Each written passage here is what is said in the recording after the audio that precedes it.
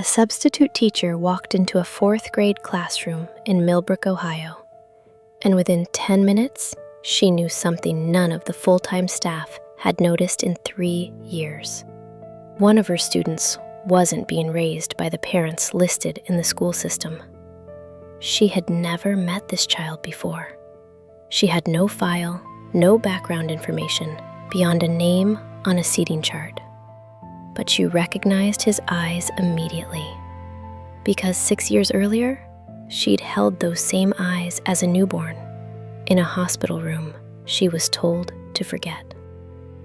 Here's what happened. Claire Whitfield was 34 years old, working as a substitute teacher across 3 school districts outside Columbus.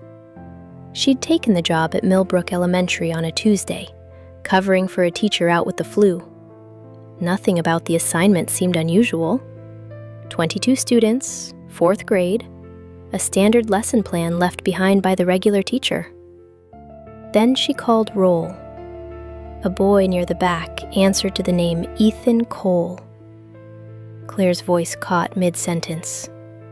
She'd heard that last name before, but not attached to that face.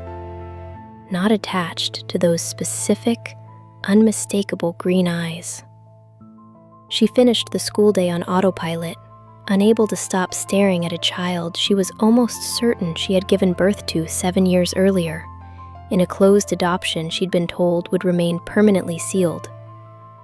Claire had signed away her parental rights at 27th, following a private adoption arranged through an agency 2 counties over. She'd been promised complete anonymity, no names exchanged, no possibility of ever locating the child, by design, for everyone's protection. She told herself she was wrong. Green eyes weren't rare. Coincidences happened. But that evening, unable to let it go, Claire did something she knew she probably shouldn't. She looked up public school directory information for Ethan Cole. The listed parents were David and Michelle Cole, names Claire didn't recognize. But the home address made her stomach drop.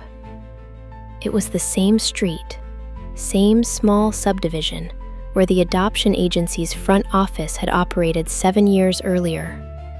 A business that had closed and vanished less than a year after Claire's adoption was finalized. Claire requested to be assigned back to that classroom the following week.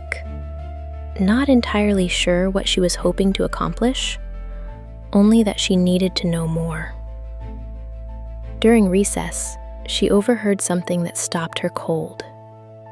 2 other teachers chatting near the supply closet, mentioning that Ethan Cole had been enrolled at 3 different elementary schools in 4 years, an unusually high number of transfers for one child. Each time, according to the teachers, the family had moved suddenly, with little explanation, always just before winter break. Claire began quietly researching David and Michelle Cole that night. Property records, court filings, anything public. What she found didn't just raise questions. It suggested David and Michelle Cole didn't exist before 8 years ago. No prior addresses. No employment history before a certain date. No social media presence older than 7 years. Every document Claire could access began at almost exactly the same point in time, roughly 6 months after her son's birth. Claire contacted a former coworker who now worked in county records, asking her to quietly check something. 2 days later, the coworker called back, her voice noticeably tense. The adoption agency Claire had used 7 years earlier hadn't simply gone out of business.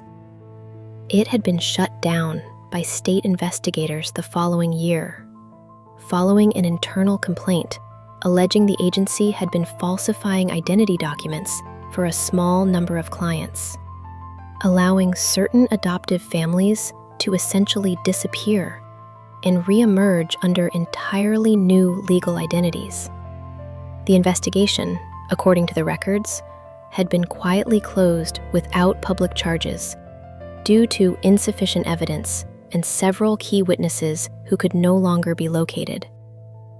Claire realized, with growing horror, that she might not be looking at an ordinary adoptive family at all. Claire contacted a detective she'd once dated briefly, now working with the county sheriff's department, and cautiously explained what she'd found. Detective Marcus Reyes took it seriously enough to pull the original 2019 agency investigation file out of storage. What he found matched a pattern his department had actually flagged years earlier under a different case name. A suspected identity laundering operation that had helped at least 4 families with documented histories of custody disputes, restraining orders, or in 2 cases, prior child endangerment investigations, obtain entirely clean new identities and relocate across state lines. David and Michelle Cole matched that pattern exactly. Before becoming David and Michelle Cole, county records, recovered through a warrant based on biometric data buried in an old, improperly deleted agency database, revealed their previous identities. A couple who had lost custody of 2 older children in a different state, following a documented pattern of neglect substantiated by 2 separate agencies. They had used the agency's Falsified Identity service not to adopt a child in secret.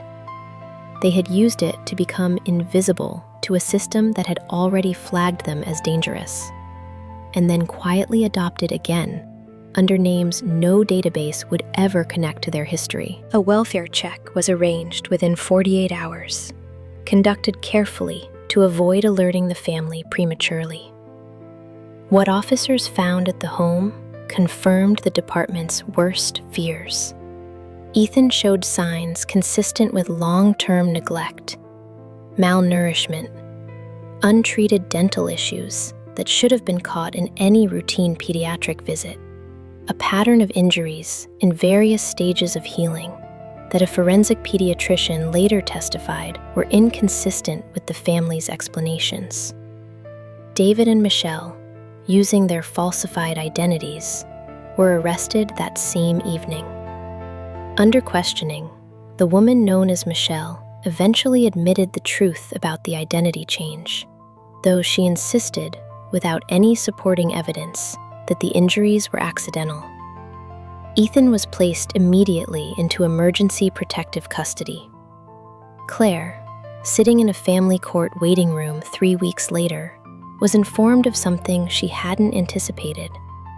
Because of the highly unusual circumstances, a falsified adoption built on a crime the courts determined had never made her original consent legally valid, Claire was granted the opportunity to petition for reunification. The process took nearly a year. Home evaluations, therapy sessions for both Claire and Ethan, careful, supervised visits that slowly built into something neither of them had words for at first. Ethan, now 7, lives with Claire today. He still doesn't fully understand the details of how they found each other, only that his teacher, somehow, recognized him from across a classroom on a random Tuesday in October. Claire has never told him the full truth about that day. Someday, she says, when he's older, she will. Detective Reyes's case ultimately led to the identification of 2 additional families connected to the same falsified identity network, investigations that remain ongoing. This has been The Dark Truth Files. This story is fiction, but the systems it questions are real. Background checks fail. Records get erased. And sometimes, the only thing standing between a child and continued harm is a single person paying close enough attention to notice something everyone else missed. Stay observant. Systems aren't perfect. Sometimes, recognition is the only safety net that works.